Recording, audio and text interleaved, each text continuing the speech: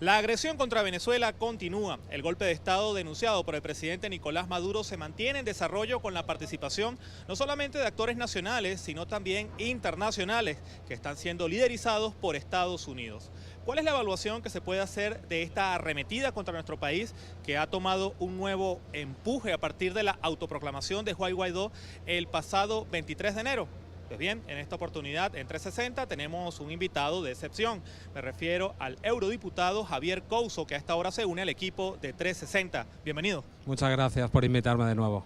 ¿Cuál es la evaluación que usted hace de la situación actual de nuestro país a la luz de lo que ha sido esta arremetida que se ha iniciado con la autojuramentación de Juan Guaidó? Bueno, lo que hay claramente es un impulso internacional de injerencia para lanzar una agenda de cambio de gobierno, sobre todo viendo que aquí la oposición no ha tenido la fuerza interna para desafiar al gobierno constitucional de Nicolás Maduro Moros. Es decir, frente a la debilidad, a las luchas internas, a la falta de proyecto unificado que tiene la oposición, pues han recurrido a una estrategia que siempre hacen, ¿no? Fabricar un personaje, además se ve incluso en el fenotipo, han buscado a alguien que no pareciera tan cifrino, ¿no? Incluso al estilo Obama, podríamos decir. O sea, es un producto fabricado de una persona además que representa muy poquitos votos, pero que han querido darle una pátina internacional por medio de su autojuramentación. Lo que estamos viendo es como Estados Unidos ha decidido poner toda la carne en el asador, como se puede decir en la calle, para tratar de que caiga un gobierno como el de Nicolás Maduro, utilizando sobre todo sus adláteres en América Latina, como son el señor de Almagro de la OEA, como es Colombia, que es prácticamente una base estadounidense, y todas las oligarquías latinoamericanas que quieren recuperar el poder que habían perdido pues con esa década ganada de los gobiernos populares. Ha sido una línea histórica en América Latina que Estados Unidos ha derrocado muchísimos gobiernos. República Dominicana, lo ha hecho en Haití, lo ha hecho en Guatemala. Pero sin embargo hemos visto variaciones recientes, y aquí me estoy refiriendo al caso de Siria, donde se aplicó un esquema como el que se está aplicando en Venezuela, con un gobierno de transición, con falsos positivos, con amenazas y acciones militares, pero que sin embargo no generó el recurso o el resultado que ellos esperaban. ¿Qué cree usted que puede ocurrir en el caso de Venezuela? ¿Podríamos ver una reedición del caso sirio o seguiríamos con la línea histórica de derrocamientos de gobiernos latinoamericanos? No, nosotros estamos viendo, y para su sorpresa, del imperio, está viendo la fuerza y la resistencia que tiene este pueblo. Es decir, el proyecto que inició Hugo Chávez y que ha continuado Nicolás Maduro es un proyecto que está enraizado, que tiene una parte importante de la población que está sufriendo muchísimo por esa guerra económica en el día a día, la falta de insumos, etcétera, etcétera. Es cierto que no hay una situación de crisis humanitaria, pero sí se está pasando mal, eso lo reconoce hasta el propio gobierno. Y para sorpresa de todos estos factores externos, este pueblo está demostrando una resistencia, como también la demostró, por ejemplo, Cuba, donde derrotó al imperialismo en Girón y también ha cumplido hace poco 60 años con la reforma constitucional. Lo que estamos sobre todo viendo, el caso sirio lo han intentado. El caso sirio es diferente al de Irak o al de Libia, porque ahí consiguieron sí la zona de exclusión aérea, que es además una de las arquitecturas que realizan en todas las intervenciones humanitarias, es decir, anular la defensa aérea y utilizar o tropas sobre el terreno propias o tropas por delegación. Aquí lo que pretendían, y se ha visto en algunos de los ataques paramilitares o incluso en esas guarimbas que se iniciaron, pero fueron derrotadas rápidamente cuando se autojuramenta el señor títere Pelele Guaidó, que querían establecer como una cabeza de puente para poder reclamar un territorio liberado. No lo han conseguido. Siria es importantísimo porque es la primera vez que es derrotado ese esquema, y es derrotado con un coste demasiado grande, más de 400.000 muertos, entre ellos 90.000 militares sirios o sirias que han conseguido mantenerse en torno a la unidad su presidente Bashar al-Assad. Entonces yo creo que aquí no va a pasar lo mismo, afortunadamente. Creo que Estados Unidos no está en disposición de iniciar una aventura de invasión intervención militar, lo puede intentar, y lo que estuvo buscando precisamente en los últimos escenarios fue crear una matanza en los puentes, en la frontera, y afortunadamente para el pueblo venezolano no lo consiguió. Ellos plantean lo que se llama shit masacres, o sea, una masacre que pueda horrorizar al mundo y con eso dar carta de naturaleza por medio de la aquiescencia de la opinión pública a una intervención militar, que sea unilateral o que sea con paraguas de Naciones Unidas, aunque tengo muy claro que en el Consejo de Seguridad estaría vetado por China y por Rusia. Ya se ha cumplido un mes de Juan Guaidó y su autojuramentación y hemos visto elementos que son bastante singulares. La Fuerza Armada sigue sin reconocerlo, la OEA y las Naciones Unidas tampoco lo reconocen, el 74% de los países de la comunidad internacional tampoco lo reconocen. La convocatoria de elecciones establecidas en el artículo 233, que fue una de sus promesas, tampoco las ha cumplido. Y hemos visto que inclusive ya a partir del 22 de febrero ha abandonado Venezuela y ahora se encuentra en el extranjero. ¿Soy demasiado optimista o podría hablarse de un fracaso de Guaidó? Fracaso absoluto. Yo hace poco leía un tuit que me hacía mucha gracia, ¿no?, que lo comparaban a Guaidó con esa estrella futbolística que se compra con muchos millones y que al tercer partido ya nadie quiere acercarse a él porque no acierta ni un gol. Ahora lo quieren regalar inmediatamente. Yo creo que ha fracasado totalmente, porque como se ha visto, lo que quería es la quiebra de la Fuerza Armada Nacional Bolivariana y no lo ha conseguido.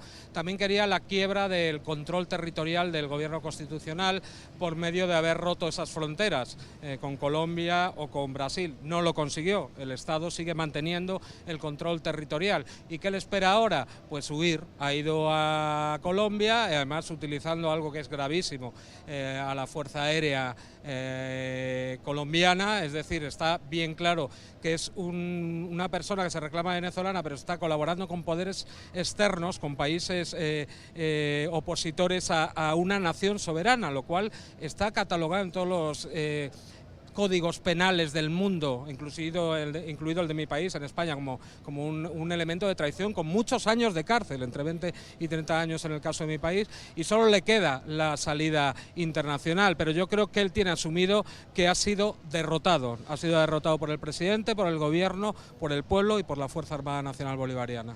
Obviamente, para quienes apoyan el camino revolucionario en Venezuela o el proceso de cambios que se inició en América Latina con Hugo Chávez, afirmar que Juan Guaidó ha fracasado, sobre todo a la luz de lo que pasó el pasado 23 de febrero, podría interpretarse como una buena noticia. Pero aunque parezca paradójico, esto no representa un mayor peligro. Es decir, un peligro de que Juan Guaidó sea sacrificado como un mártir para condenar a Venezuela, o un mayor riesgo de que pueda ocurrir una intervención militar ante lo que ha sido el fracaso de su convocatoria a la Fuerza Armada y a los sectores vivos del país. No hay que levantar, la lupa sobre lo que está pasando en Venezuela, porque está claro que pueden darse cualquiera de estas situaciones que tú acabas de reflejar. No sabemos cómo va a reaccionar un Estados Unidos que además está perdiendo su unipolaridad en su batalla con China. China es el primer país, el primer poder económico actualmente. En el terreno militar está a muy pocos años de encontrar la paridad estratégica con Estados Unidos. Por lo tanto, en estos coletazos de una fiera herida, que podríamos decir puede suceder cualquier locura, y más viendo el carácter, podríamos decir a veces psicopático, sin insultar a los enfermos mentales, del presidente de Estados Unidos. Entonces han hecho a lo largo de la historia demasiadas acciones de este tipo: autoatentados, asesinatos, explosiones. En Irak, cuando fue Negroponte, se iniciaron asesinatos de una comunidad a otra para generar un enfrentamiento confesional. Pueden hacer cualquier cosa. Entonces está claro que hay que estar ojo a visor, porque si les ha fracasado todo lo que habían planteado para este mes, que para ellos era crucial y ya iba a caer lo que ellos llaman el régimen, no les ha resultado. Entonces pueden inventarse cualquier cosa, pueden hacer cualquier cosa, pero yo digo siempre, necesitan un iniciador. Necesitan un elemento de disparador para poder convencer al mundo y poder tener la voluntad baja de la opinión pública internacional, que por desgracia mueven esos grandes conglomerados mediáticos que están a favor del cambio de régimen en Venezuela. Cuando uno analiza lo que dicen los medios de comunicación, incluidos los españoles, que son muy activos en este tema, pintan la situación de Venezuela como un dictador que no desea abandonar el poder en una región de Sudamérica que se llama Venezuela. Sin embargo, paralela a esta visión bastante sesgada y polémica, hay otra que plantea que lo que está ocurriendo en Venezuela no solamente le interesa a los venezolanos, sino al resto del mundo. ¿Por qué lo que está ocurriendo en Venezuela en este momento es importante para el mundo?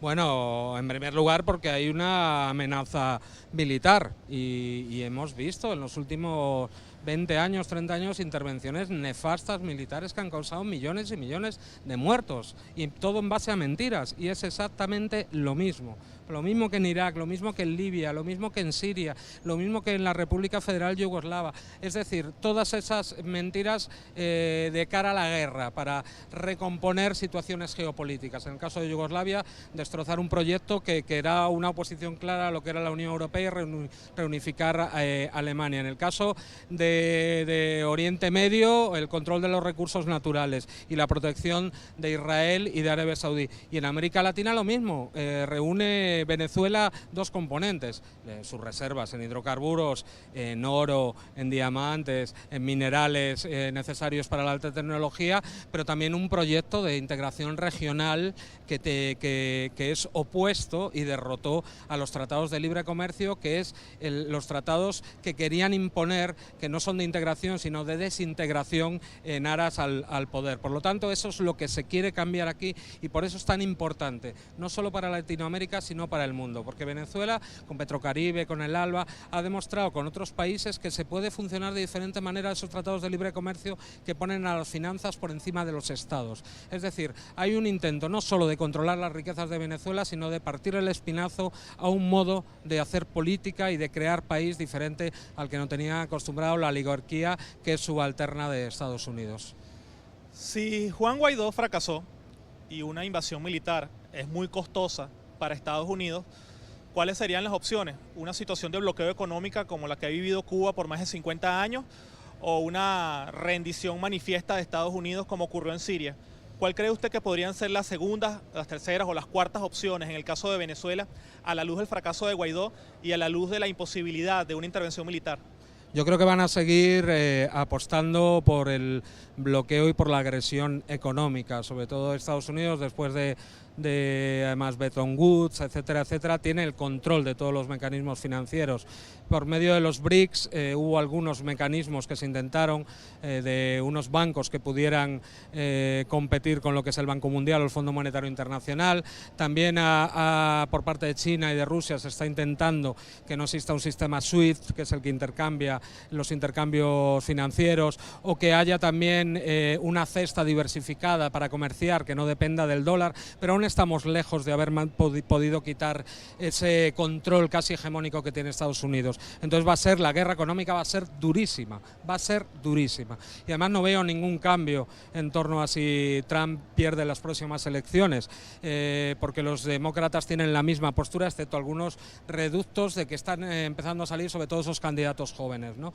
Pero yo creo que van a ir por esa línea, y sobre todo por la línea de la provocación. Van a intentar seguir provocando falsos positivos. Lo han empleado en otros lugares, pero aquí afortunadamente la Fuerza Armada y la Policía ha funcionado muy bien, y la inteligencia pueden utilizar cualquier cosa, desde atentados selectivos, atentados masivos, provocaciones por medio de paramilitares o falsos positivos con las fuerzas colombianas o brasileñas. Pueden intentar cualquier cosa, toda la agenda está abierta. Yo no veo un ataque de invasión, necesitaría más de 100.000 soldados estadounidenses en un momento en que Trump no controla incluso las cámaras, y de hecho ha tenido que cerrar el gobierno para intentar hacer ese muro infausto que quiere hacer en la frontera con México, pero lo puede hacer por delegación, que es lo que siempre han hecho, y aquí lo han intentado, aunque han sido derrotados por medio de paramilitares, terroristas callejeros, etcétera, etcétera. Entonces yo creo que van a seguir por ese lado, y también van a seguir intentando buscar un elemento unificador dentro de la oposición.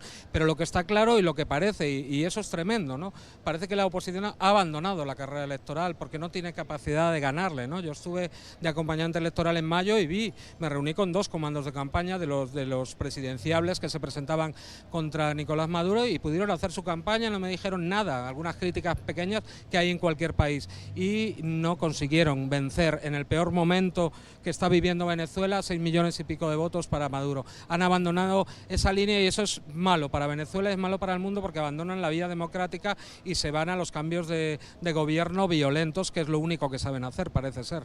Javier, nos quedan 30 segundos de entrevista en nuestro programa 360. Tu mensaje al pueblo venezolano, no solamente a los chavistas, sino también a los opositores. En 30 segundos, ¿qué le dirías a ellos? Bueno, yo les diría que no hablo mucho de mi vida personal, pero yo soy familiar de una víctima de una invasión de Irak. Mi hermano era periodista y murió asesinado por las fuerzas estadounidenses. No se crean lo que les dice la oposición. O sea, una intervención militar afectaría a millones de personas en Venezuela. Los misiles y las balas no preguntan antes si eres opositor o chavista. Denle una oportunidad a la paz y díganle, por favor, a la oposición, sea democrática, respete al otro y gane en las urnas. Bien, ustedes lo escucharon, Javier Couso, eurodiputado, europarlamentario, quien ha compartido con nosotros sus impresiones a propósito de la evolución dinámica que está teniendo el caso de Venezuela y la arremetida de los Estados Unidos y sus acólitos en el mundo. De esta forma vamos a una pausa en 360, pero usted que nos está sintonizando, no se vaya porque al regreso continuaremos con mucho más en 360, ya venimos.